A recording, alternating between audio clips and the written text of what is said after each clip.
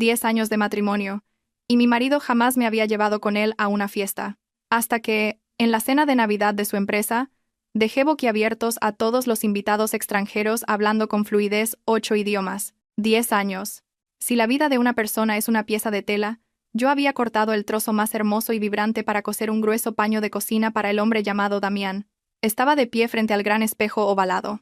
Un espejo importado de Italia que el propio Damián había elegido cuando nos mudamos a este chalet en La Moraleja. En el espejo se reflejaba una mujer de 35 años, con un rostro que aún conservaba rasgos delicados, pero con unos ojos empañados por la resignación. Llevaba un vestido de punto de color beige, por debajo de la rodilla y de cuello alto. Era el tipo de atuendo que Damián llamaba decente. Para mí, se parecía más a un sudario que envolvía los últimos vestigios de mi vitalidad. La puerta del dormitorio se abrió de golpe, sin llamar. Nunca se llamaba a la puerta en esta casa durante los últimos 10 años. Damián entró, trayendo consigo una mezcla del olor de un perfume caro y el frío aroma del tabaco. Me miró, su vista recorriéndome de la cabeza a los pies como un comerciante tasando mercancía de saldo. ¿Piensas ir a la cena de empresa con ese trapo? Su voz era grave, no alta, pero cada palabra se clavaba en mis oídos como una espina. Bajé la cabeza, alisando un pliegue del vestido con la mano. Me parece elegante y abrigado, musité. ¿Elegante? Damián soltó una risa burlona. Se acercó y me ajustó el cuello del vestido, pero su gesto fue tan brusco que pareció que quería estrangularme. No te diferencias en nada de esas pescaderas del rastro a las que les ha tocado la lotería. Haz el favor de recordar que esta noche la cena es en la Torre de Cristal. Los invitados son todos socios europeos, la élite. Si vienes de adorno, al menos que seas un adorno decente, no me dejes en ridículo por haberme casado con una paleta. Permanecí en silencio. Un silencio que había perfeccionado a lo largo de 3.650 días. Yo no solía ser así. A los 25 años, era de lengua afilada, capaz de debatir cara a cara con profesores de lingüística en 3 idiomas. Nunca supe lo que significaba la palabra sumisión, pero 10 años al lado de Damián me habían pulido meticulosamente, podando mis espinas, desgastando mis aristas, convirtiéndome en un guijarro liso que se quedaba donde lo pusieran. Lanzó sobre el tocador una invitación con bordes dorados y un estuche alargado de terciopelo. Ponte este collar. Y recuerda bien esto, Aurelia. Tu única misión esta noche es sonreír, asentir y permanecer en silencio. Por encima de todo, no abras la boca para decir tonterías. Tu inglés de chiringuito solo serviría para que se rían de mí. No me hagas pasar vergüenza. Se dio la vuelta y se fue sin esperar mi respuesta. El sonido de sus pasos resonó pesado en la escalera de madera. Cogí el estuche de terciopelo. Dentro había un deslumbrante collar de diamantes. Era precioso, pero gélido. Temía que el mundo exterior me hiciera daño, así que me encerró en este chalet, cortando todos mis lazos con antiguos amigos y colegas. Decía que yo no sabía socializar, que mi inglés era pésimo, así que lo mejor era que me quedara en casa cuidando de las comidas, mientras él salía a batallar y traer dinero. Sonreí con amargura, una sonrisa torcida en el espejo. Damián no sabía, o fingía olvidar, que antes de ser la señora de Vega, yo era Aurelia, la enciclopedia andante. Abrí el cajón más bajo del armario, donde guardaba apretadas bolsas antihumedad. Saqué una vieja caja de madera con la tapa desgastada. Dentro no había joyas, sino mi tesoro, el título de máster en lingüística por la Universidad de Heidelberg en Alemania, el certificado de intérprete de cabina de nivel superior de la Unión Europea, fotos con delegaciones diplomáticas de Japón, Rusia, Italia, y mi ajada tarjeta de empleada de una ONG a la que había dedicado mi juventud. Deslicé mis dedos sobre las palabras en alemán de mi título con matrícula de honor. Hacía 10 años que no lo usaba. 10 años dejando que el polvo del tiempo cubriera mi intelecto a cambio del título de esposa abnegada, de pilar del hogar. Damián me había lavado el cerebro, inculcándome la idea de que era una inútil, una mantenida. A veces, yo misma llegaba a creérmelo, que no era más que una ama de casa ignorante que necesitaba que su marido le diera dinero hasta para comprar un manojo de perejil en el supermercado. Pero esta noche, al ver la invitación a una cena con la participación del grupo Höhen AG, un nombre ilustre en la industria alemana, mi corazón dio un vuelco. Höhen AG, un nombre que me recordaba las noches en vela traduciendo manuales técnicos, los días en la cabina de interpretación, con la espalda empapada en sudor pero el espíritu en éxtasis. Guardé la caja de madera en su sitio, empujándola bien al fondo, en la oscuridad. Me puse el collar de diamantes, pesaba como una argolla. Me apliqué un poco de pintalabios rojo, un tono oscuro, no demasiado llamativo, pero suficiente para ocultar mis labios pálidos. Damián quería que fuera una sombra discreta que le sirviera de telón de fondo. Le concedería su deseo. Iría, me sentaría en silencio como una muñeca en una vitrina. Pero quería ver cómo mi marido, el exitoso empresario madrileño, se las apañaba con los viejos lobos de Alemania, acostumbrado como estaba a los trucos de nuevo rico. Salí de la habitación y cerré la puerta de un portazo. El sonido seco del pestillo anunció una noche que no sería tranquila. El reluciente Mercedes clase S negro se deslizaba suavemente por las bulliciosas calles de Madrid en los últimos días del año. El ambiente navideño lo impregnaba todo.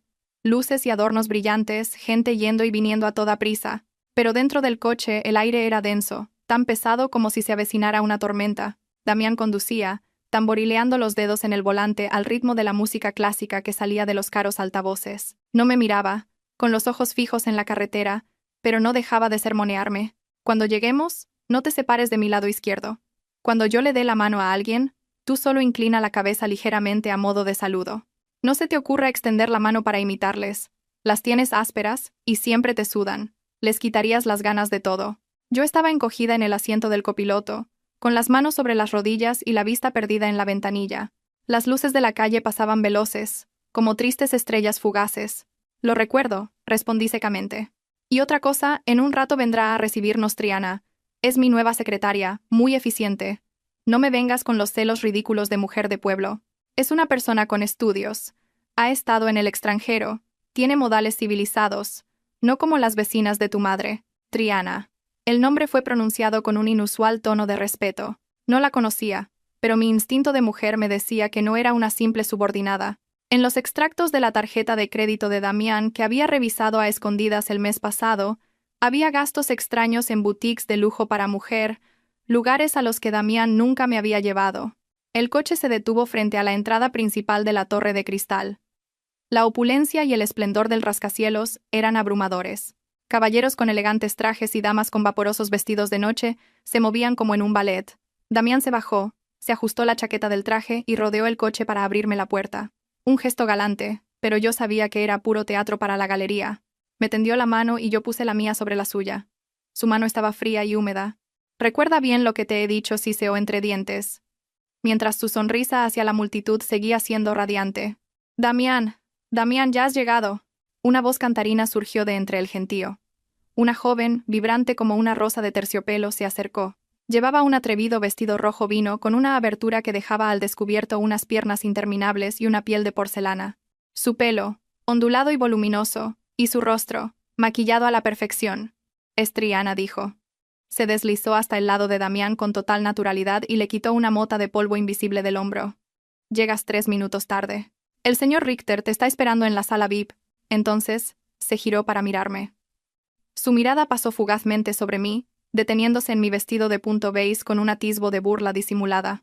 «Hola, Aurelia. Qué sencilla vienes hoy. Pensé que eras la asistenta, y te habías equivocado de coche». La frase, mitad en broma, mitad en serio, fue acompañada de una risita. Damián no mostró ninguna intención de defenderme, al contrario, se rió con ella. «Mi mujer es así, acostumbrada a lo rústico, compréndela. Venga, entremos, no vaya a hacer que se nos escape el negocio». Dicho esto, retiró su mano de la mía para que Triana pudiera cogerle del brazo. Caminaron juntos, formando una pareja radiante y perfecta, como si ellos fueran los verdaderos anfitriones de la fiesta.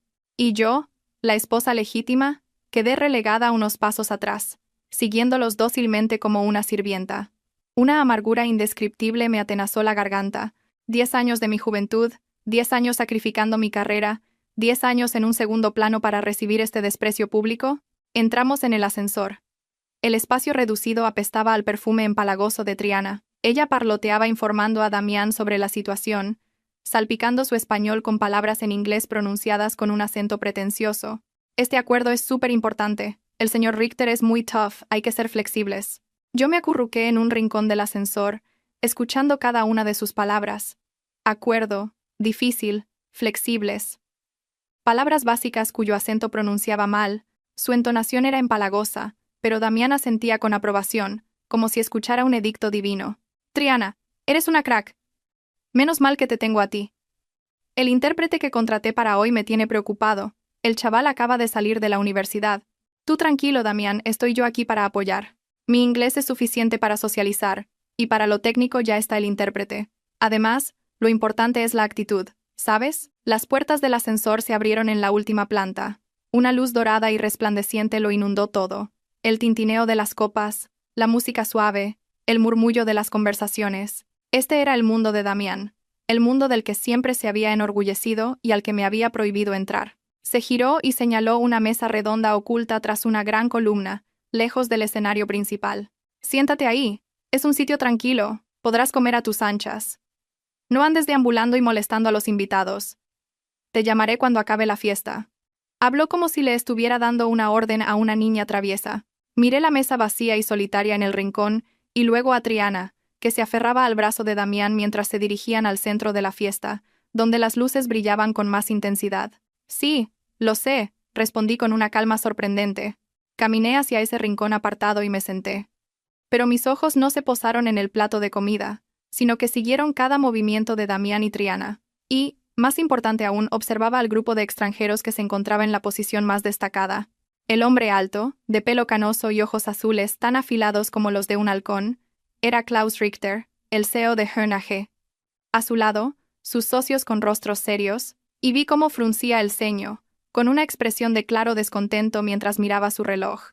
Un mal presentimiento, o mejor dicho, el olor de un desastre inminente, me golpeó de lleno, y extrañamente, en lugar de preocuparme por mi marido, la sangre caliente de mi interior comenzó a bullir, una excitación similar a la que sentí el primer día que entré en una cabina de interpretación. Desde mi posición, era como una espectadora en el asiento más barato de un gran teatro, pero con la mejor vista panorámica. La enorme sala estaba lujosamente decorada con flores frescas importadas y cascadas de lámparas de cristal. Pero detrás de todo ese brillo, una tensión subterránea iba en aumento. Pedí un vaso de agua. El camarero me miró con lástima, probablemente pensando que de verdad era una pueblerina perdida. No me importó. Todos mis sentidos estaban concentrados en la mesa principal del centro, donde una negociación crucial estaba a punto de desarrollarse bajo la apariencia de una cena informal. Damián intentaba desempeñar su papel de anfitrión. Hablaba sin parar, gesticulando en exceso. Hablaba en español, y el joven intérprete, un chico con gafas de culo de botella y la frente perlada de sudor, se esforzaba por traducir al alemán. Entrecerré los ojos. Ya en las primeras frases de cortesía, noté el problema. Damián dijo: «Estamos muy honrados de recibirle. Esperamos que esta colaboración sea el comienzo de un crecimiento exponencial para ambas partes». El intérprete tradujo, titubeando: «Estamos muy contentos de verle. Esperamos que la cooperación sea buena».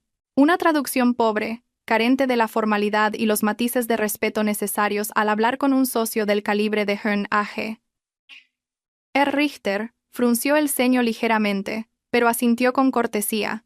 Respondió con una frase larga, con voz grave y rápida, con el marcado acento de Hannover, considerada la cuna del alemán más puro. «Apreciamos su hospitalidad, pero vayamos directos al grano. El tiempo apremia, y todavía tenemos algunas dudas sobre la cuestión de las patentes». El rostro del intérprete se quedó sin sangre. Se volvió hacia Damián y balbuceó: «Dice que gracias por la hospitalidad. Quiere hablar de negocios. Dice que hay un problema con la patente». Damián parecía impaciente. Le dio una palmada en el hombro al intérprete. «Traduce al pie de la letra. Pregúntale cuál es el problema exactamente». Si ya lo habíamos acordado todo. La conversación se volvió inconexa y torpe. Triana, a su lado, intentaba intercalar algunas frases en inglés, pero Herr Richter hizo un gesto con la mano para indicarle que no era necesario. Quería negociar en su lengua materna para garantizar la precisión absoluta de los términos legales. El ambiente se enrareció. Las risas y conversaciones de alrededor parecieron disminuir, y todas las miradas comenzaron a centrarse en la mesa principal. La gente empezó a cuchichear. El apuro de Damián y la impotencia del joven intérprete estaban convirtiendo una elegante cena en una comedia barata. Vi a Richter volverse para susurrarle algo a su asistente en francés. Aguzé el oído. A pesar de la distancia, gracias al sistema de sonido envolvente de la sala, logré entender fragmentos. «Increíble, no han preparado nada. Es una falta de respeto». Estaba subestimando a la empresa de Damián y, lo que era peor, estaba subestimando la capacidad de los profesionales españoles. La sangre me subió a la cara. No por compasión hacia Damián, sino porque mi orgullo profesional, el de alguien que había estado en la cima, estaba siendo insultado. Entonces, el desastre se materializó. Empezaron a discutir los detalles del contrato. Damián, con la arrogancia de quien está acostumbrado a los negocios turbios, hablaba sin parar sobre compartir los derechos de uso. Dile que compartiremos toda esta tecnología con nuestros socios locales para optimizar los beneficios. El intérprete, completamente perdido, tradujo el verbo compartir por transferir, que implica ceder la propiedad. Transferiremos toda la tecnología a nuestros socios locales. Apenas terminó la frase, el rostro de Herr Richter se puso rojo de ira. Golpeó la mesa con fuerza, haciendo que la copa de vino se derramara sobre el mantel inmaculado. ¿Qué? ¿Transferir? Eso es una violación del contrato. Hablamos de licenciar el uso, no de transferir la propiedad. Esto es un robo. Toda la sala quedó en un silencio sepulcral. La música se detuvo. Damián palideció, con las manos temblorosas. Aunque no entendía lo que decía, la furia era universalmente comprensible. Se giró y le gritó al intérprete. ¿Qué coño ha dicho? ¿Qué le has traducido? El joven intérprete, al borde de las lágrimas, tartamudeó. He traducido lo que me has dicho. Dice que es un robo y una violación del contrato. ¿Violar qué? Yo hago negocios limpios. Rugió Damián, sudando a mares. Miró a su alrededor buscando ayuda, pero solo encontró miradas de compasión o de malicia disimulada. Triana estaba paralizada, pálida como un fantasma, aferrándose a su silla. Herr Richter se levantó de un salto, haciendo una seña a su séquito para que recogieran los documentos. Nos vamos. No hay nada más que discutir aquí. Damián, presa del pánico, se abalanzó para detener a Richter, pero sus guardaespaldas se lo impidieron. La situación era crítica. Un contrato de 1.000 millones estaba a punto de esfumarse, y el prestigio de Damián y su empresa, a punto de ser enterrado allí mismo, en la torre de cristal. En mi rincón, dejé el vaso de agua sobre la mesa.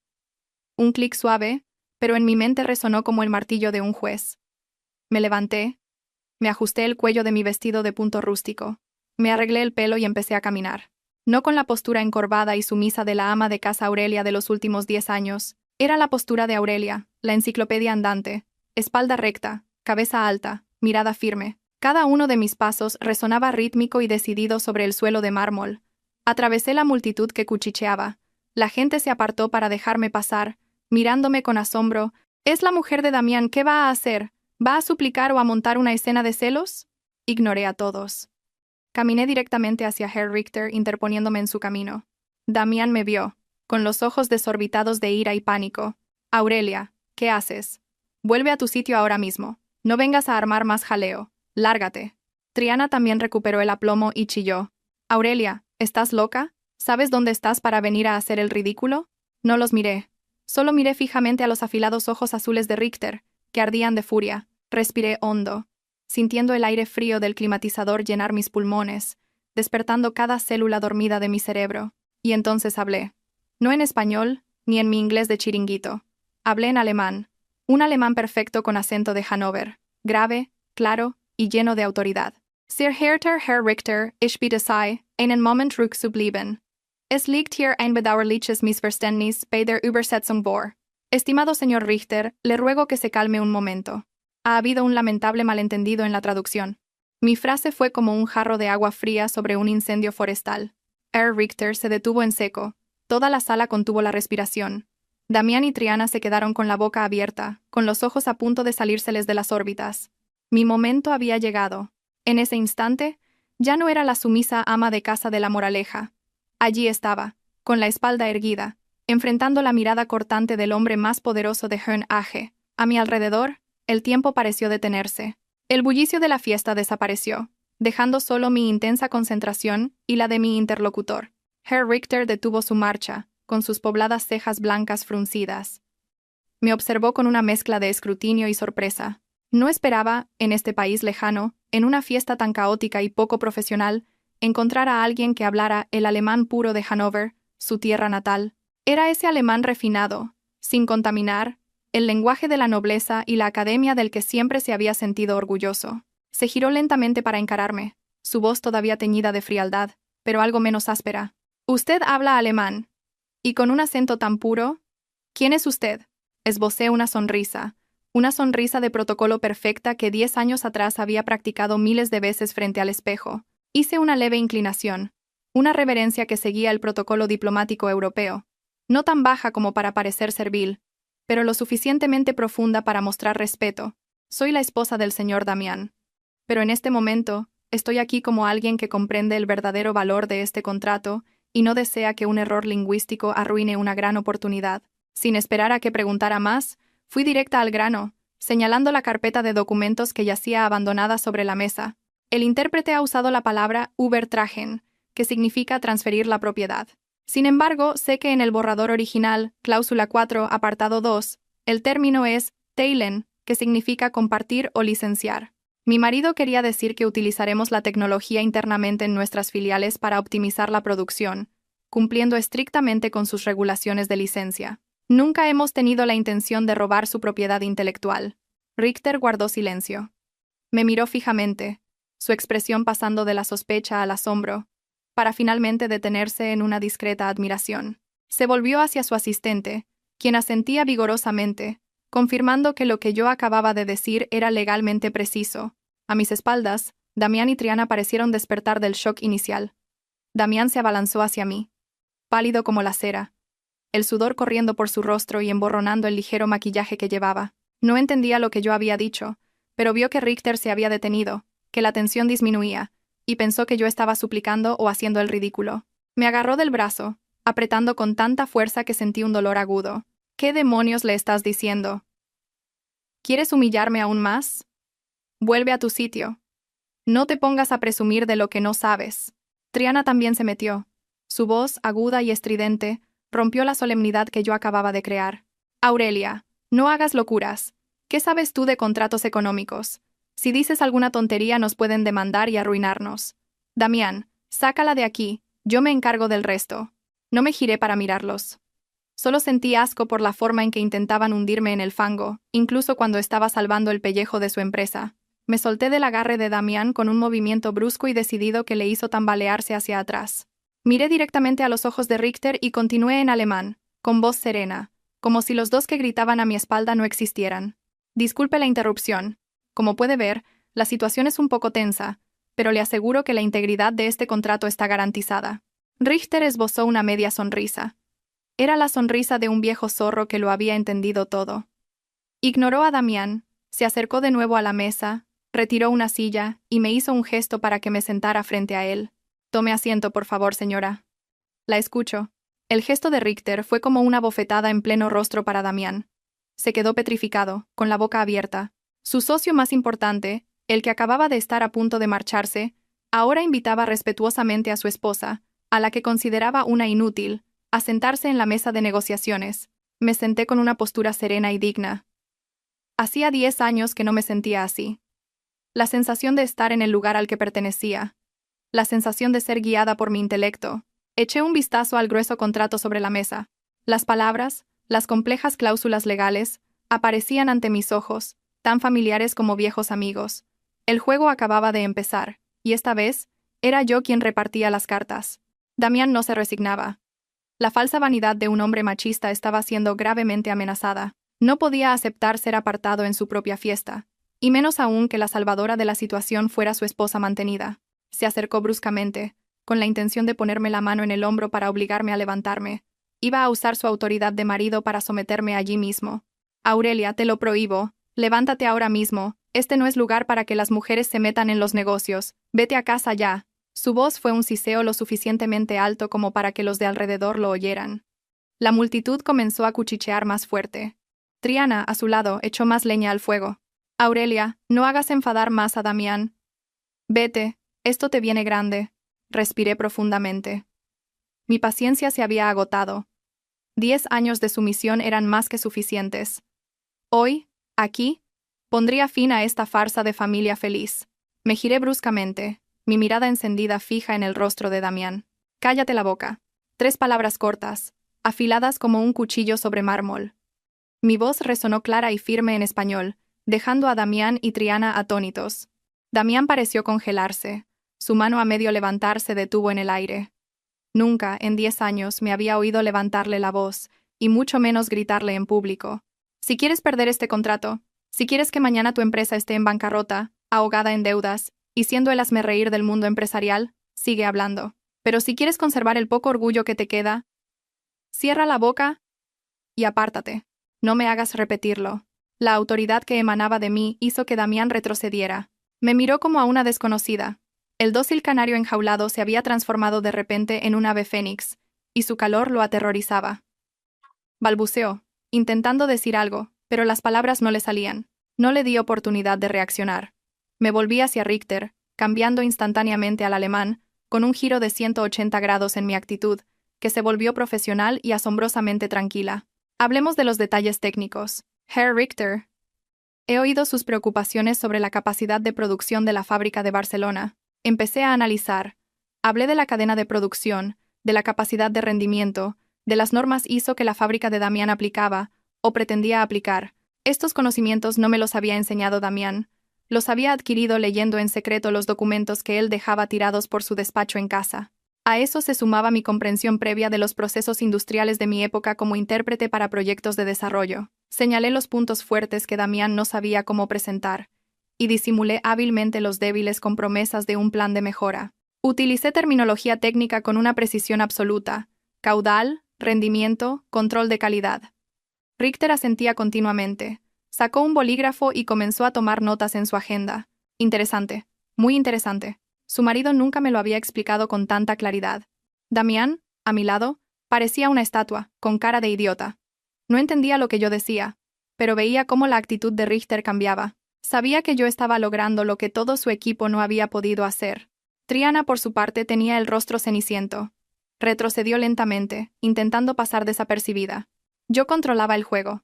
Era como un director de orquesta, guiando las emociones y el pensamiento de mi interlocutor a mi antojo. Cada palabra que pronunciaba tenía el peso de 1000 kilos. Esta sensación de poder era maravillosa. Compensaba 10 años vividos como un parásito, 10 años de desprecio. Miré de reojo a Damián. Estaba temblando, no de frío, sino de miedo. Temía la verdad que se desplegaba ante sus ojos. Su esposa, a la que siempre había tachado de ignorante, era en realidad infinitamente más competente que él, y mi sombra crecía, engullendo su pequeño y patético ego. El ambiente en la mesa de negociación se fue caldeando gracias a mi intervención. Sin embargo, no todos en el séquito de Richter se dejaron convencer tan fácilmente. A la derecha de Richter se sentaba Monsieur Dubois, el asesor principal de logística, un francés de mediana edad con ojos pequeños y una sonrisa burlona. Desde el principio, había mantenido una actitud escéptica. Creía que yo era simplemente una esposa con suerte que había aprendido algo de alemán en alguna parte, lanzada como último recurso para salvar las apariencias. No creía que una mujer, esposa de un director tan mediocre como Damián, pudiera entender a fondo el sistema de transporte internacional. Justo cuando Richter terminaba de elogiarme, Dubois intervino bruscamente. No usó el alemán, ni el inglés. Usó el francés, hablando a la velocidad de una ametralladora. «Madame, todo eso suena muy bien. ¿Pero qué hay del problema de la congestión en el puerto de Barcelona? Su infraestructura es una pesadilla. ¿Cómo puede garantizar que nuestra mercancía no se quede atascada allí durante semanas? Sin una solución logística, este contrato no vale nada». Usó deliberadamente jerga del sector del transporte marítimo, hablando rápido y comiéndose las palabras, con la intención de ponerme a prueba. Quería verme en apuros. Quería verme obligada a preguntarle a Damián, quien, estaba seguro, tampoco entendería nada. Quería desenmascarar lo que él consideraba mi farsa. Damián, a mi lado, parecía desconcertado. No entendía ni una palabra.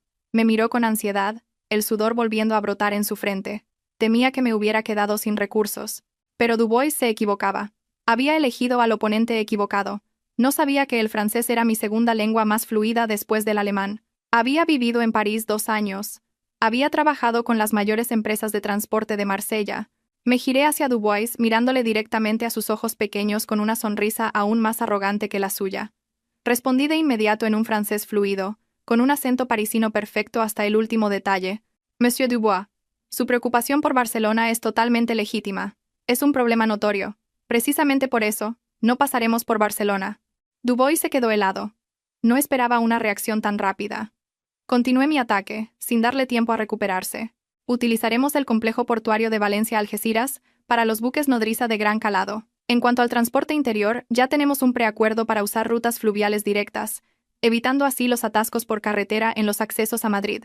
Además, aplicaremos el procedimiento de aduanas del Canal Verde para mercancía prioritaria, reduciendo el tiempo de despacho de 48 a 6 horas. ¿Responde esto a su pregunta, monsieur? Hablé de corrido, exponiendo cada solución con claridad y precisión. No solo traduje, sino que presenté una estrategia. Una estrategia que había investigado en secreto al ver que la empresa de Damián era multada constantemente por retrasos en las entregas. Había intentado darle mi opinión, pero cada vez que abría la boca sobre el trabajo, él me cortaba. Las mujeres no sabéis de estas cosas. Ahora, esos conocimientos que él había despreciado, eran su única salvación. El rostro de Dubois pasó de la arrogancia al más profundo asombro. Se quedó con la boca abierta y el bolígrafo se le cayó de la mano. Se volvió hacia Richter, balbuceando. «Jefe, esta señora conoce las rutas mejor que yo». Richter soltó una carcajada, una risa franca que resonó en toda la sala. Aplaudió. Un aplauso sonoro dedicado solo a mí. «Bravo». «Magnífico». Los de alrededor, aunque no entendían el contenido de la conversación, al ver la reacción de la delegación alemana, empezaron a aplaudir también. Los aplausos se extendieron, crepitando como un chaparrón. Allí estaba yo, sentada en medio de los aplausos y la admiración, con una calma extraña. Miré a Damián. Estaba allí, más pequeño y patético que nunca. Me miraba como a un monstruo. En sus ojos no había gratitud, sino miedo. Sabía que, a partir de ese momento, la jaula de oro de la moraleja ya no podría retenerme. La sala entera parecía haberse convertido en mi escenario personal. La admiración se extendió desde la mesa principal por todo el vasto espacio de la torre de cristal. Los invitados que antes me miraban con lástima ahora cuchicheaban, dirigiéndome miradas de curiosidad y respeto. Damián seguía allí, clavado en el sitio como una estatua agrietada. No se atrevía a sentarse ni a marcharse. Solo podía observar con impotencia cómo la esposa a la que había despreciado brillaba con luz propia, eclipsando por completo su diminuta sombra. Pero el desafío no había terminado. Hön AG era un imperio multinacional, y quienes acompañaban a Richter eran viejos lobos de todo el mundo. Después de someter al francés Dubois, un hombre corpulento con una espesa barba, sentado frente a Richter, tomó la palabra. Era Petrov, el representante ruso a cargo del mercado energético y de materias primas. Petrov no se anduvo con rodeos. Dejó su vaso de vodka sobre la mesa con un golpe seco. Me miró con ojos que parecían brasas incandescentes, y habló con voz grave en ruso, un idioma fuerte y poderoso. «Señora Aurelia, habla muy bien de logística, pero a mí me interesa el dinero. El precio mundial del petróleo es muy volátil. ¿Cómo puede garantizar que el coste del combustible para el transporte no devore nuestros beneficios? Si el precio del crudo sube un 20% el mes que viene, ¿quién asumirá esa diferencia? No aceptaremos ese riesgo». La pregunta de Petrov iba directa a la yugular financiera. Era un problema que dejaba perplejas a muchas empresas españolas en negociaciones internacionales, a menudo conduciendo a pérdidas masivas por no tener herramientas de cobertura de precios. Damián, al oír el tono brusco de Petrov, palideció. Se giró hacia mí, intentó decir algo, pero se contuvo. Recordó mi mirada cortante de antes y se tragó sus palabras. Sonreí, con confianza y calma. Me dirigí a Petrov y le respondí en un ruso fluido, con un perfecto acento moscovita, enérgico pero a la vez agudo. Señor Petrov, su preocupación es totalmente justificada, pero no somos aficionados que juegan en el mercado. Ya hemos firmado contratos de cobertura para asegurar el precio del combustible con instituciones financieras internacionales para todo el próximo trimestre. Aunque el precio del petróleo suba un 30%, su coste de transporte se mantendrá fijo según el precio acordado hoy en este contrato. Su riesgo es cero. Petrov se quedó atónito por un segundo, y luego estalló en una carcajada atronadora. Levantó el pulgar y asintió repetidamente. Muy bien, una mujer que entiende de derivados financieros. Me gusta su forma de trabajar. Sin dar tiempo a que la tensión se disipara, Tanaka-san, el asesor estratégico de mercado japonés, que había permanecido en silencio observando, se ajustó las gafas. Era conocido por ser meticuloso y reservado. Tanaka no preguntó sobre técnica o dinero. Preguntó sobre cultura y personas, el factor clave para entrar en el mercado asiático. Habló en japonés, con voz suave pero firme. Aurelia-san, Hön AG, quiere expandirse en el sudeste asiático, pero tememos que las diferencias culturales sean un obstáculo. ¿Qué estrategia propone para que un producto industrial alemán se integre en el mercado local sin perder su identidad? Era una pregunta de filosofía empresarial. Una respuesta inadecuada podría sonar vacía. Me giré hacia Tanaka, inclinando la cabeza a la manera japonesa, con respeto. Tanaka-san, como dice el proverbio japonés, donde fueres, haz lo que vieres. No venderemos un producto alemán de forma rígida. Venderemos una solución alemana adaptada localmente. Crearemos un equipo de ingenieros locales, formados con la disciplina alemana, pero con un profundo conocimiento de los hábitos de consumo de aquí. Será la combinación del espíritu samurái y la precisión de un tanque alemán. Armonía, no imposición. Al oírlo, los ojos de Tanaka brillaron tras sus gafas. Juntó las manos y me devolvió la reverencia, un gesto poco común en los altivos empresarios japoneses hacia las mujeres extranjeras. Maravilloso. Su visión es muy profunda. Finalmente, el representante de Italia, signor Romano, un hombre elegante de cabello ondulado, levantó su copa de vino. Ya no me puso a prueba. Me miró con pura admiración. Signora Aurelia, nunca he visto a nadie cambiar de idioma y de mentalidad cultural con tanta fluidez. Es usted como una directora de orquesta dirigiendo una sinfonía de palabras. Es un honor para nosotros. Levanté mi vaso de agua y le respondí en un italiano suave como el terciopelo. Grazie per il complimento, signore. Le lingue sono ponti, e io sono solo una devota costruttrice di ponti. Gracias por el cumplido, señor.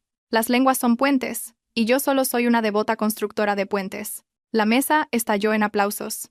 Richter, Dubois, Petrov, Tanaka, Romano, 5 hombres poderosos que representaban a 5 grandes economías me miraban como a una igual, incluso como a una estrella. Miré de reojo a Damián. Estaba perdido entre los aplausos, solo y fuera de lugar. Me miró.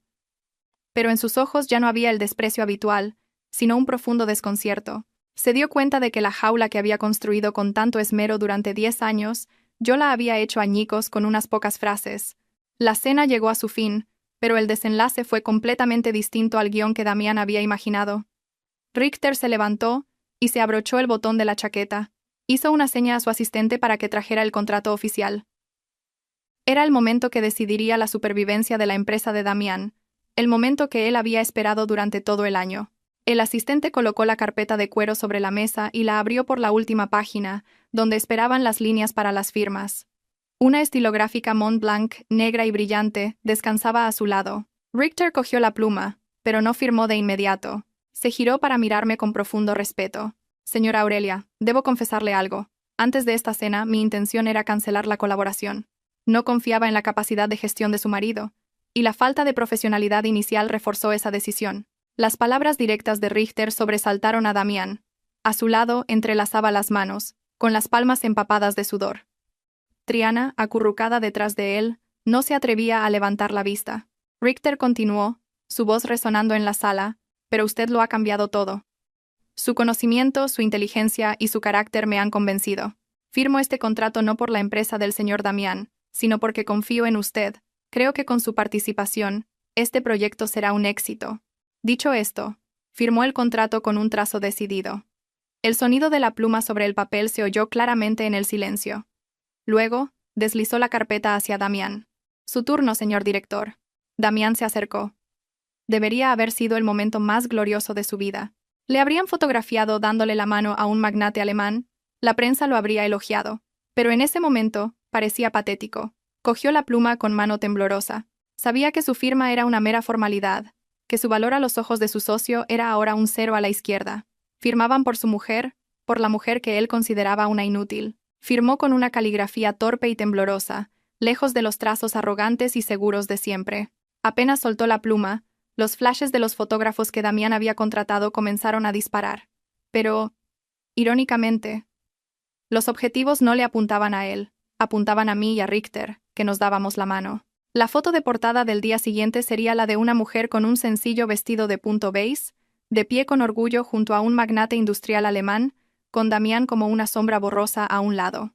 Triana, viendo que todo estaba decidido, intentó salvar algo de su imagen. Se acercó sigilosamente a Richter con una sonrisa industrial y le tendió la mano. Señor Richter, soy la secretaria personal de Damián. Será un placer asistirle en el futuro. Richter ni siquiera la miró. Se dio la vuelta y sacó de su bolsillo una tarjeta de visita negra con bordes dorados. Me la entregó con ambas manos. Señora Aurelia, esta es mi tarjeta personal. NAG está buscando un asesor estratégico para la región asiática. No encuentro a nadie más adecuado que usted. Espero que considere mi oferta. La remuneración estará a la altura de su talento. Le aseguro que es una cifra con la que su marido no se atrevería a soñar en toda su vida. Tomé la tarjeta. Pesaba en mi mano, no por su material sino por el peso de la oportunidad, de la libertad. Gracias, señor. Lo consideraré seriamente, respondí. Damián se quedó petrificado. Oyó cada palabra. Asesor estratégico, región asiática, un sueldo que ni en sus sueños. Esas palabras fueron como mazazos contra su ego. Se dio cuenta de que no solo había perdido el control sobre su esposa, sino que corría el riesgo de perderlo todo a manos de la mujer que había despreciado. La ceremonia de firma terminó. Los invitados se trasladaron a la zona del cóctel para bailar y socializar. La música suave volvió a sonar. Pero para mí, era el preludio de otra batalla, una mucho más cruel. La batalla dentro de mi propia familia. Damián no esperó a que los invitados se fueran. Me agarró bruscamente de la muñeca y me arrastró fuera del salón principal, hacia un pasillo desierto que conducía al aparcamiento B. Triana corría detrás, el taconeo de sus zapatos resonando en el suelo, con el rostro desencajado. En un rincón apartado, Damián me soltó con violencia. Mi espalda chocó contra la pared fría. Me miró con los ojos inyectados en sangre por el alcohol y la rabia. La furia contenida durante horas, finalmente estalló. Muy bien, ¿a qué viene este numerito? ¿Qué quieres demostrar? ¿Que eres más lista que yo? ¿Que soy un idiota que necesita que su mujer le salve el culo para firmar un contrato? Gritó, escupiendo saliva. No sentía ninguna gratitud. En su mente machista y egoísta, mi acción no había sido para salvar la empresa, sino para humillarlo. Preferiría haber perdido el contrato a que su mujer brillara más que él. Me apoyé en la pared, recolocando la manga que me había descolocado. Lo miré con una calma gélida. Por primera vez en 10 años lo miré sin miedo, solo con lástima. No es ningún numerito. He hecho lo necesario para salvar tu empresa de la bancarrota. Si no hubiera hablado, ¿crees que seguirías aquí gritándome? Cállate. Damián levantó la mano para abofetearme, pero no me moví. Levanté la cabeza y lo miré directamente a los ojos. Mi mirada, fría y decidida, detuvo su mano en el aire. No se atrevió a golpear. Tenía miedo. Temía a la mujer que tenía delante. Pega, lo desafié, con voz grave y firme. Después de esa bofetada, lo perderás todo. Richter todavía está ahí dentro. Me tiene en alta estima. ¿Qué crees que hará con el contrato recién firmado si mañana aparezco con un moratón en la cara? Damián bajó la mano temblorosamente, rechinando los dientes. ¿Por qué? ¿Por qué me lo has ocultado durante 10 años? ¿Has fingido ser tonta, sumisa? ¿Para qué? ¿Para esperar a hoy y apuñalarme por la espalda? No lo he ocultado, sonreí con amargura. Es que nunca preguntaste.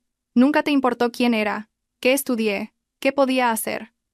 Solo necesitabas una muñeca que supiera cocinar y tener hijos. Me encerraste en casa.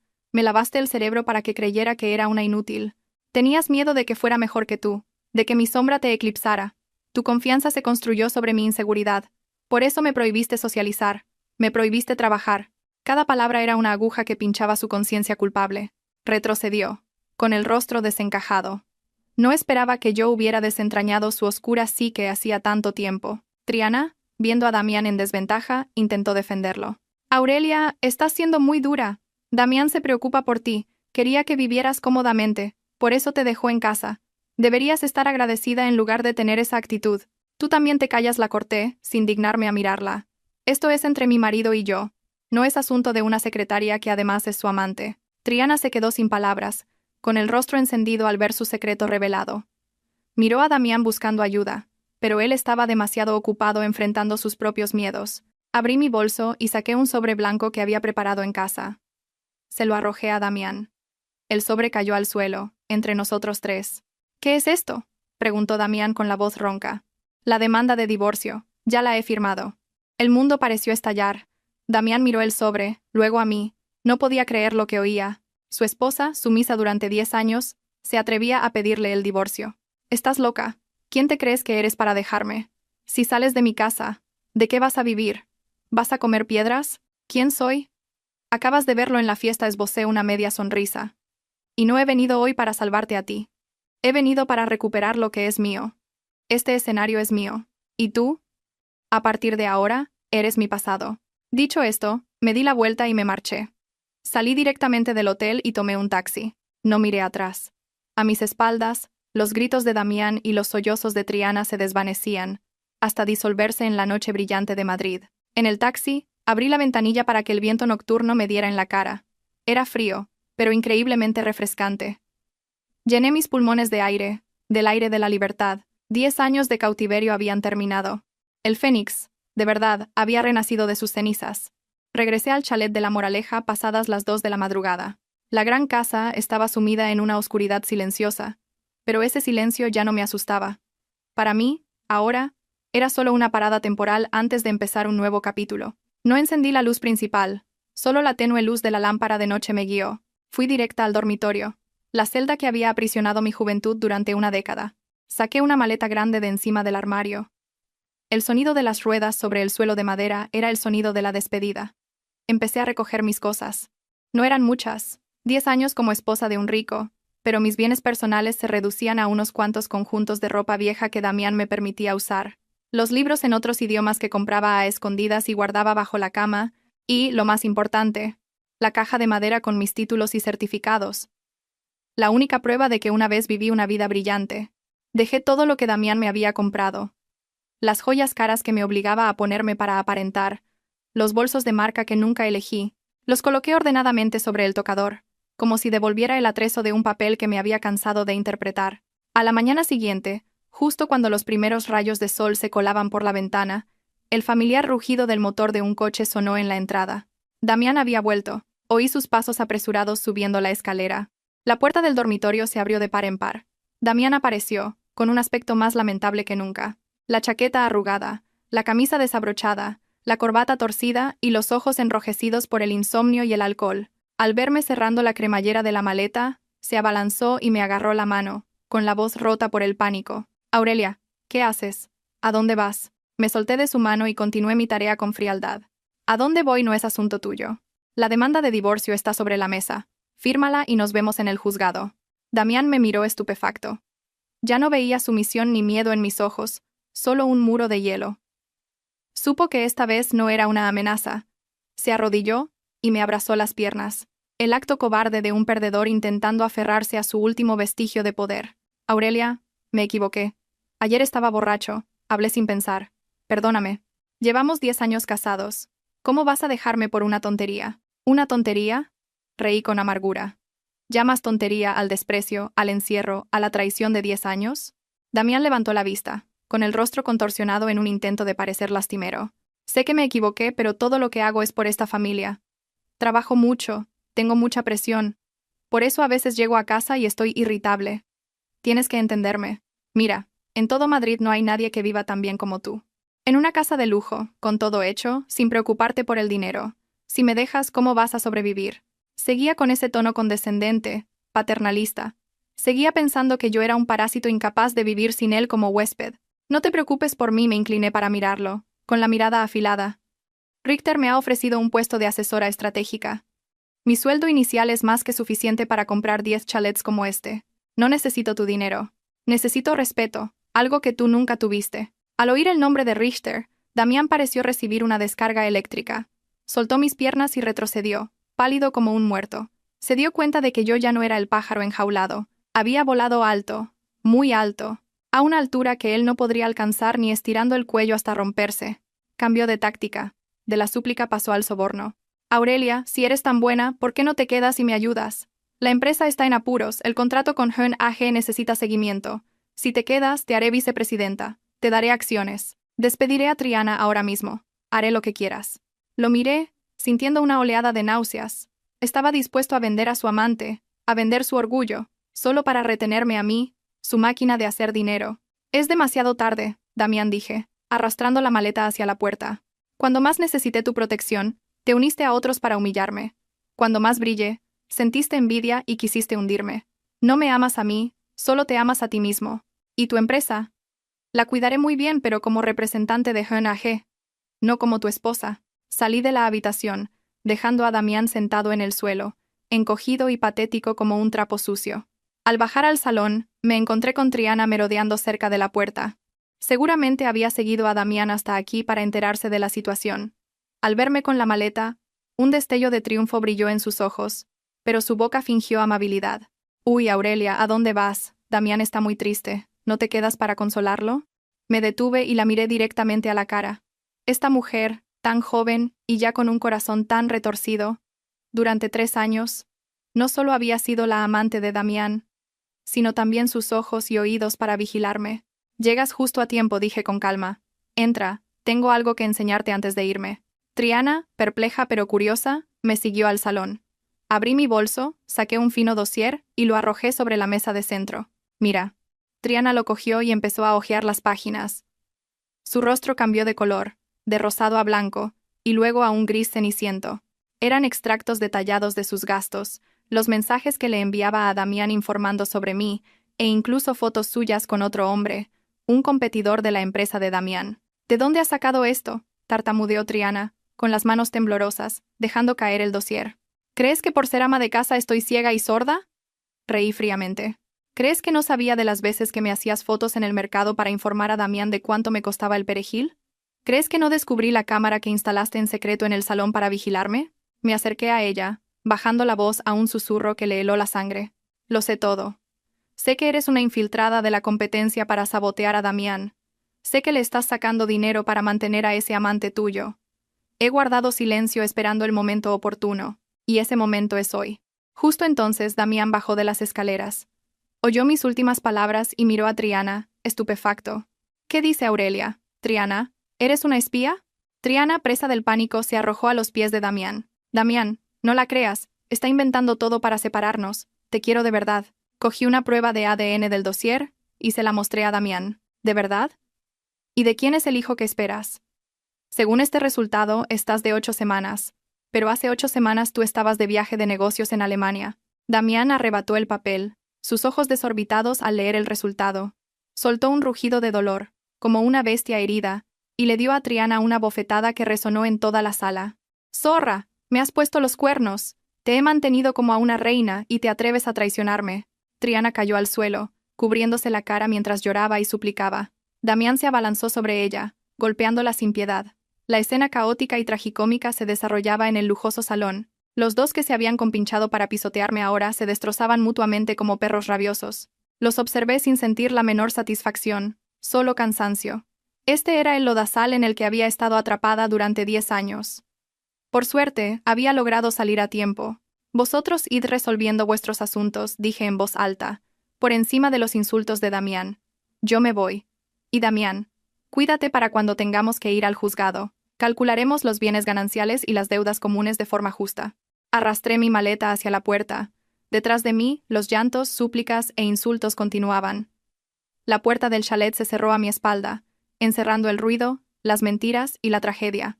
Apenas había salido por la puerta de la urbanización cuando un monovolumen frenó en seco frente a mí. La puerta se abrió y bajaron una mujer corpulenta, con la cara cubierta de maquillaje, y una joven vestida de forma llamativa. Eran mi suegra, Dolores, y mi cuñada, Lorena. Al verme con la maleta, Dolores se plantó en jarras y empezó a chillar en medio de la calle. «Ah, mira la fresca esta.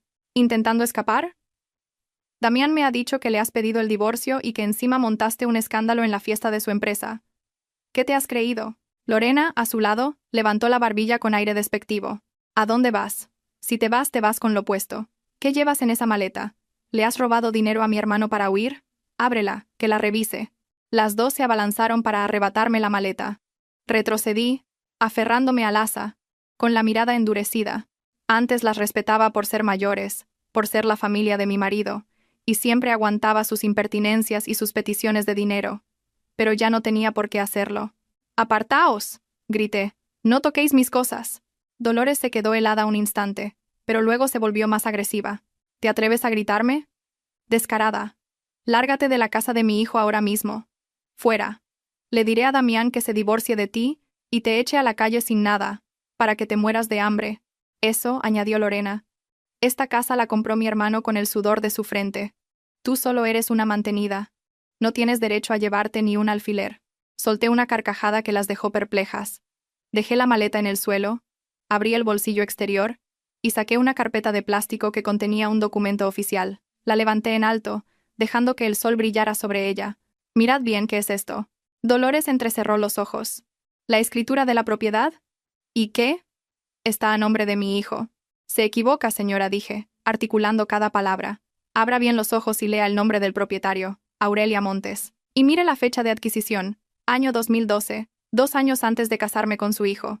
Dolores y Lorena parecieron fulminadas por un rayo. Cogieron la escritura, sus ojos devorando el nombre del propietario. Efectivamente, era mi nombre, y la fecha era correcta. «Imposible», balbuceó Dolores. «¿De dónde sacaste el dinero? Si solo eras una intérprete de poca monta». «¿De poca monta?», reí con desdén. «¿Sabe usted que hace 10 años, un día de trabajo en cabina me daba lo que un obrero ganaba en un año? Esta casa la compré con mis ahorros y con las ganancias de unas inversiones en bolsa. Cuando me casé con Damián, él estaba ahogado en deudas por un negocio fallido.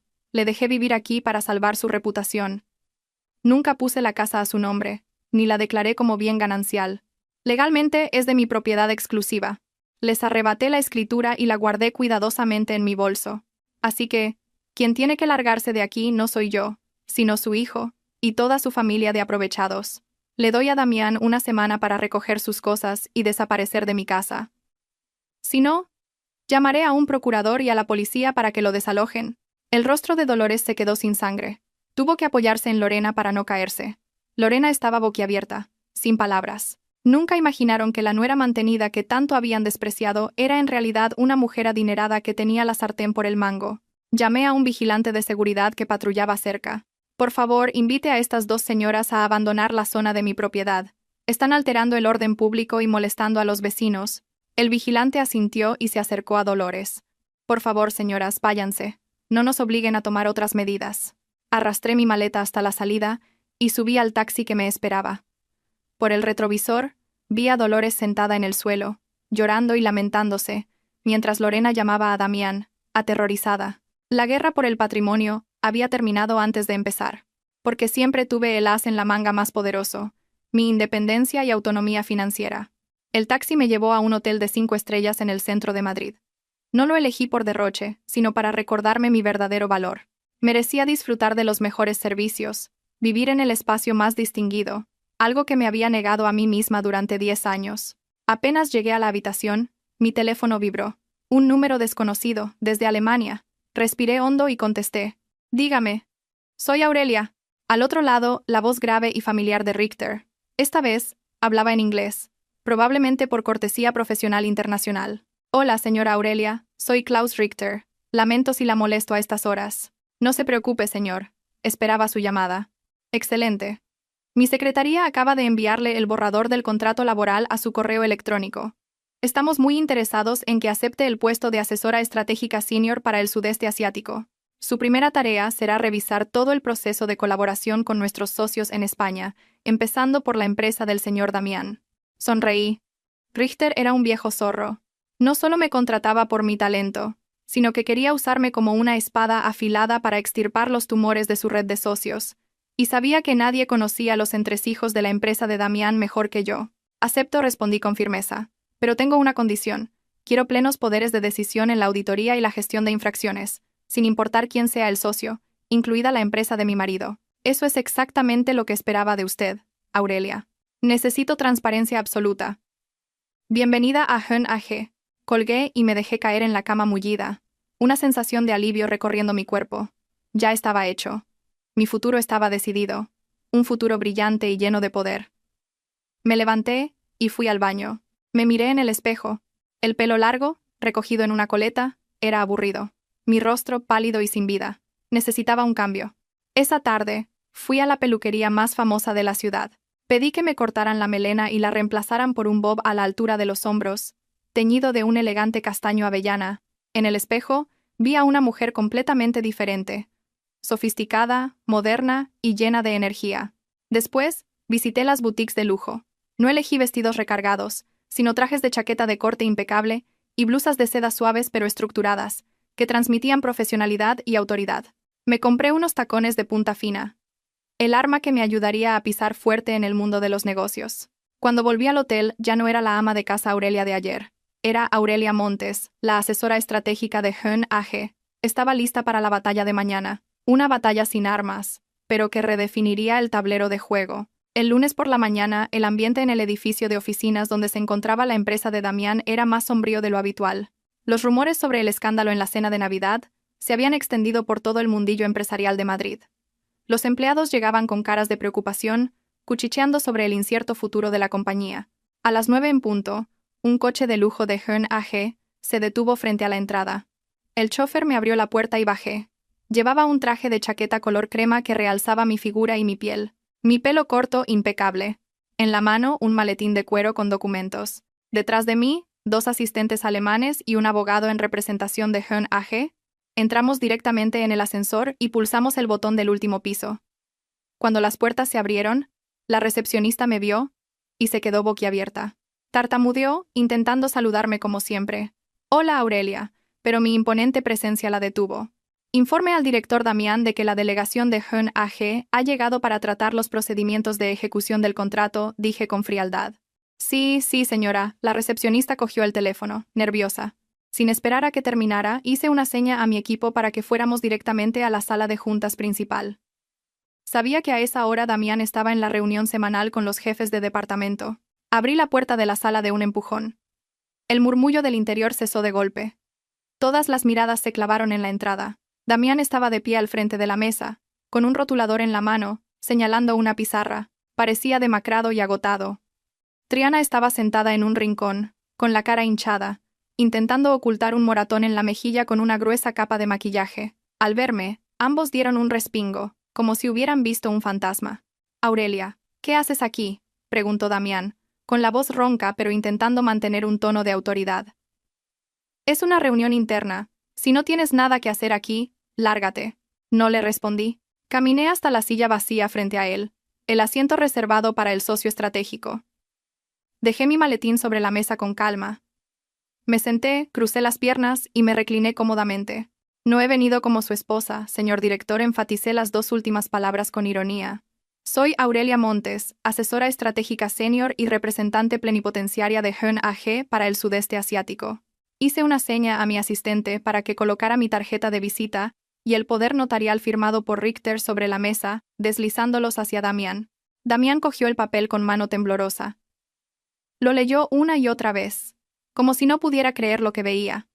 Los jefes de departamento a su alrededor empezaron a cuchichear. Me miraban con una mezcla de asombro y admiración.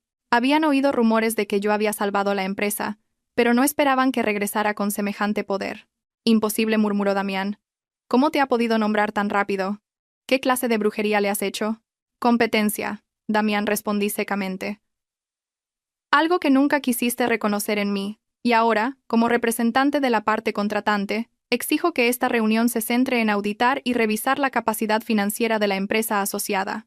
«¿Auditoría?», exclamó Triana, con la voz quebrada. «Acabamos de cerrar la auditoría anual, todo es transparente. Si es transparente o no, lo veremos pronto». Miré fijamente a Triana, con una mirada afilada. «He contratado a una de las Big Four para una auditoría independiente. Ya están esperando en el departamento de contabilidad.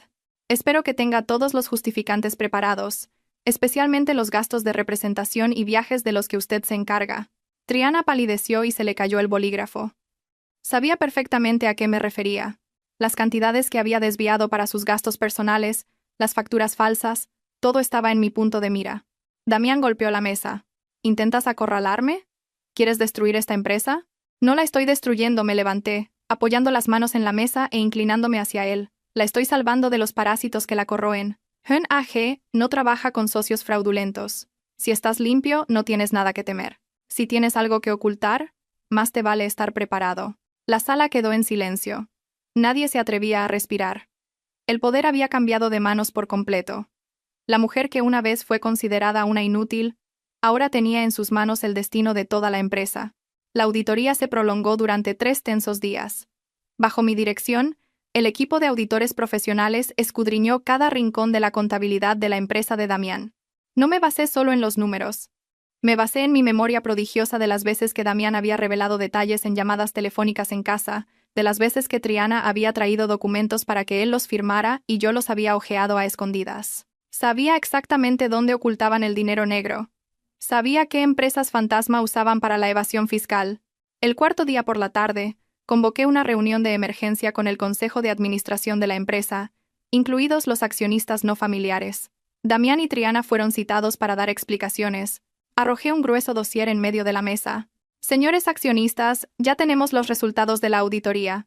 La situación es mucho peor de lo que imaginábamos». Proyecté en la pantalla gráficos y cifras elocuentes. Primero, el director Damián Vega y la jefa de contabilidad, cómplice de Triana, se asociaron para falsificar más de 50 contratos de compra de materias primas con empresas pantalla a nombre de sus familiares. La cantidad total desviada asciende a más de 20 millones de euros en los últimos 3 años. Un murmullo de asombro recorrió la sala. Los accionistas se giraron para mirar a Damián con furia. Él mantenía la cabeza gacha, sudando a mares. Segundo, continué, con voz de acero.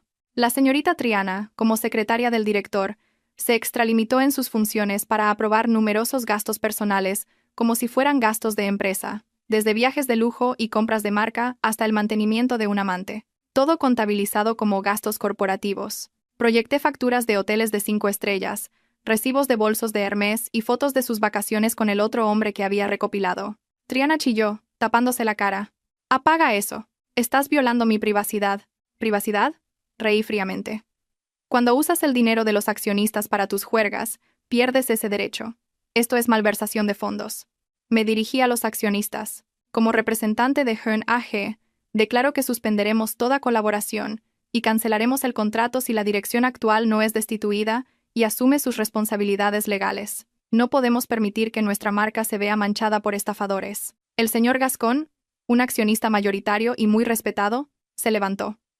Señaló a Damián. «Damián, confié en ti. ¿Y te atreves a hacernos esto? ¿Nos tomas por idiotas? Propongo su destitución inmediata como director y que lo demandemos para recuperar el dinero». «Sí, destitución. A los tribunales». Los demás accionistas lo apoyaron. Damián se derrumbó. Se dejó caer en la silla, con la mirada perdida. Me miró, y en sus ojos ya no había ira ni odio, sino una desesperación absoluta. Sabía que estaba acabado. No solo perdería la empresa, la casa y a su mujer, sino que se enfrentaba a la cárcel. Recogí mis documentos, lista para irme. Mi trabajo allí había terminado. Había sacado la verdad a la luz. Había hecho justicia por mí misma y por todos los que él había engañado. Al pasar junto a Damián me detuve y le dije en voz baja. «Como ves, Damián, sin mí como tu apoyo no eres más que un fracasado. Tú mismo has roto tu plato de comida. No culpes a nadie. Solo a tu propia codicia y estupidez». Salí de la sala, dejando atrás un caos de gritos y acusaciones. El largo pasillo se abría ante mí, pero esta vez al final del camino, brillaba la luz de la libertad y la gloria. La caída de Damián fue más rápida de lo que imaginé. En 24 horas, la noticia del escándalo financiero de su empresa inundó la prensa económica. Director malversa fondos de la empresa. Contrato millonario en peligro. La cara oculta de un empresario de éxito. Titulares sensacionalistas que sentenciaron su reputación. Sentada en mi nueva oficina en la sede de Hearn AG, saboreaba un café solo mientras leía las noticias. Sentía una satisfacción innegable, pero, más profundamente, un gran alivio. Por fin se hacía justicia. Mi teléfono sonó. Era Lorena, la hermana de Damián, contesté. No por ganas de oír sus insultos, sino por curiosidad de saber cuán desesperada estaba la familia. «Aurelia, ¿ya estás contenta?» La voz de Lorena estaba quebrada por el llanto. «La policía se ha llevado a Damián. Mi madre se ha desmayado y está en urgencias. Eres una persona horrible. Has destruido a mi familia». Lorena, respondí con calma. Quien firmó contratos falsos fue Damián. Quienes malversaron el dinero fueron Damián y Triana. Yo solo saqué la verdad a la luz. Si tu hermano hubiera hecho las cosas bien, nadie podría haberle hecho daño. En lugar de llamarme para insultarme, deberías buscarle un buen abogado. Pero han embargado la casa y sus cuentas bancarias están congeladas. ¿Dónde vamos a vivir mi madre y yo? Déjanos quedarnos en el chalet de La Moraleja. Al fin y al cabo, también es tu casa. Su descaro me hizo reír. El día anterior querían echarme a la calle, y ahora me suplicaban un techo. Lo siento, esa casa ya la he puesto a la venta. No quiero conservar ningún recuerdo de vuestra miserable familia. Os doy 24 horas para que os vayáis. Después, cambiaré la cerradura. Colgué y bloqueé su número. Ya no tenía ninguna obligación de mantener a quienes me habían explotado durante 10 años. Por la tarde, fui con mi abogado al chalet para supervisar la entrega. La escena era desoladora. Muebles tirados por todas partes. Dolores, sentada en el suelo de la entrada, lloraba y maldecía al cielo. Lorena metía ropa en cajas mientras discutía con varios acreedores que rodeaban la verja. Al verme bajar de un coche de lujo, Dolores se abalanzó para atacarme, pero los guardaespaldas la detuvieron. «Devuélveme a mi hijo, desgraciada. Desde que entraste en esta familia, todo ha sido mala suerte». La miré con frialdad. «La mala suerte es que su hijo es un incompetente y un codicioso. Usted lo malcrió, toleró todos sus vicios. ¿Y ahora me culpa a mí? La única que lo ha perjudicado es usted». Le hice una seña a mi abogado para que procediera. Mueble por mueble, las pertenencias de la familia fueron sacadas a la calle. El sofá donde Damián veía la tele, el juego de té con el que Dolores presumía ante sus amigas, todo yacía ahora como un montón de chatarra. Cuando la verja se cerró, le entregué las llaves al agente inmobiliario. «Véndala lo antes posible. Al precio que sea». Me di la vuelta y me marché, dejando atrás la casa que una vez fue mi infierno personal, sin el menor atisbo de nostalgia. Un mes después, Se celebró el juicio. Me citaron como testigo principal.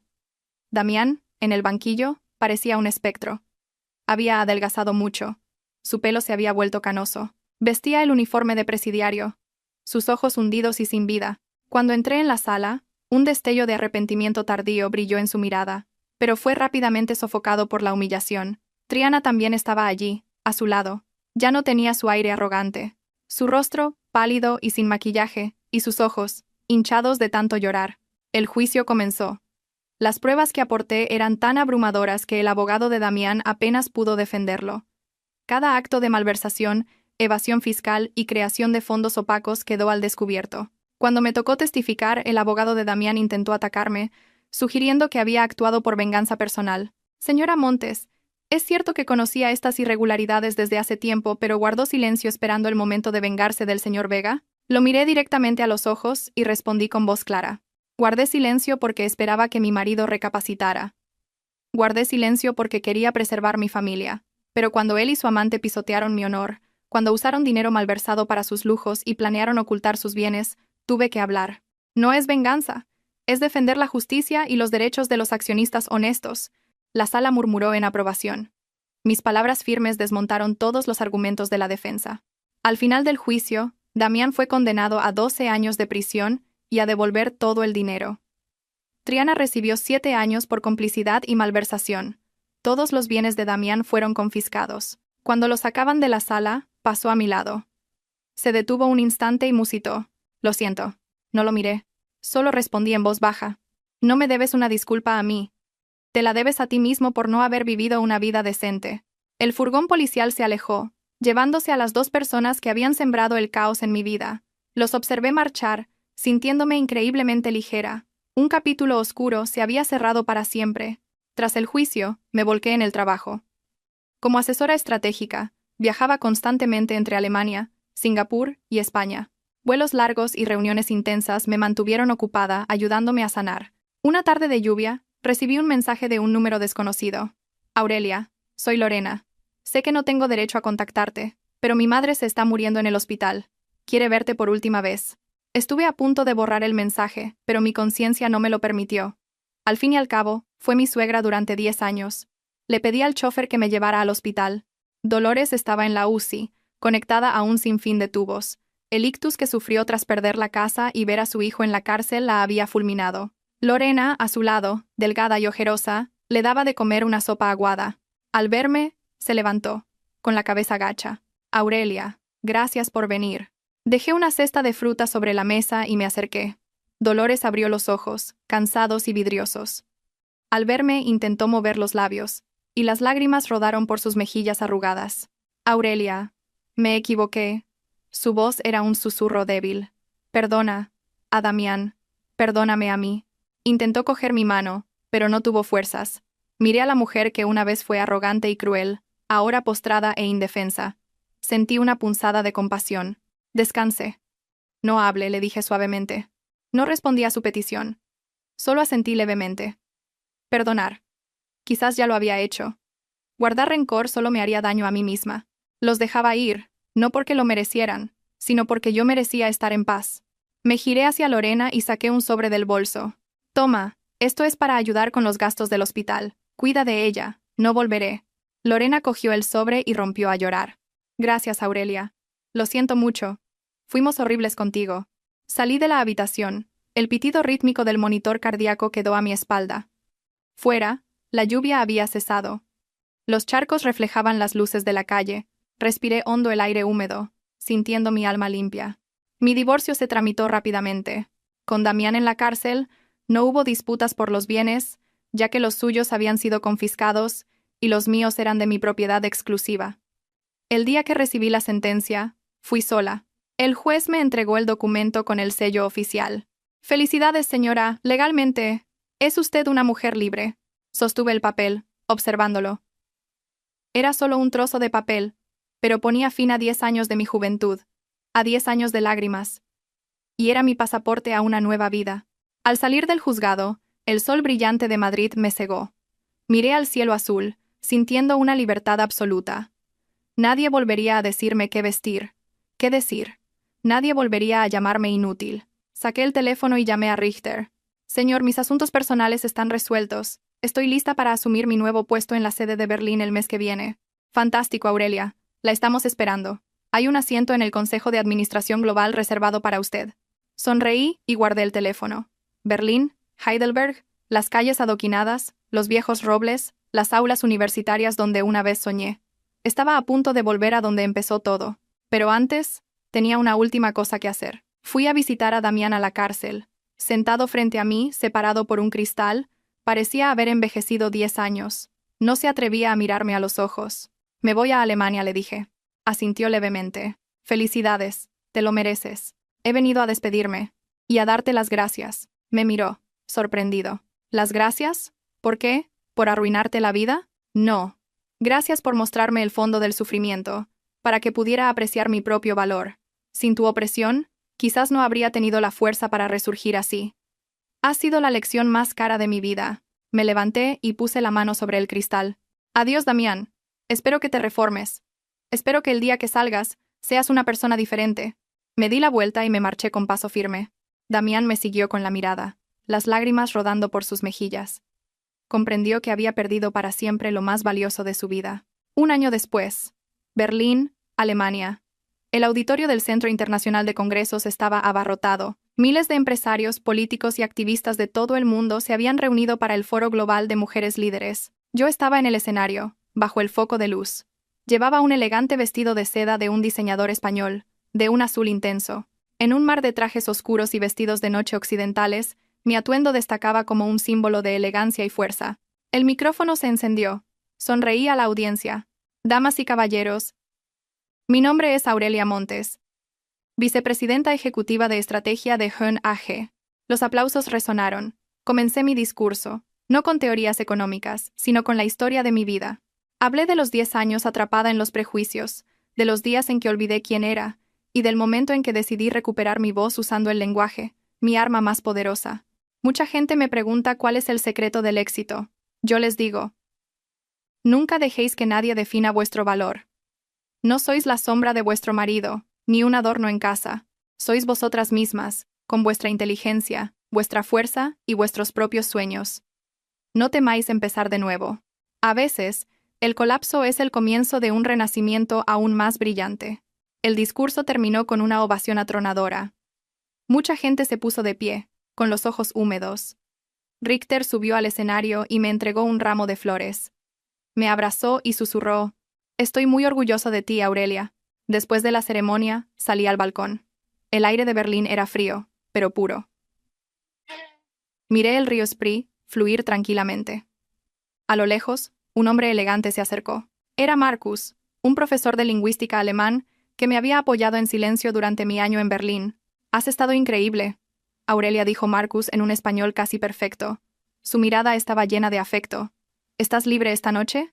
Conozco un restaurante español delicioso en el barrio de Mitte». Me giré y le sonreí. Mi corazón, después de tantas tormentas, parecía empezar a latir de nuevo.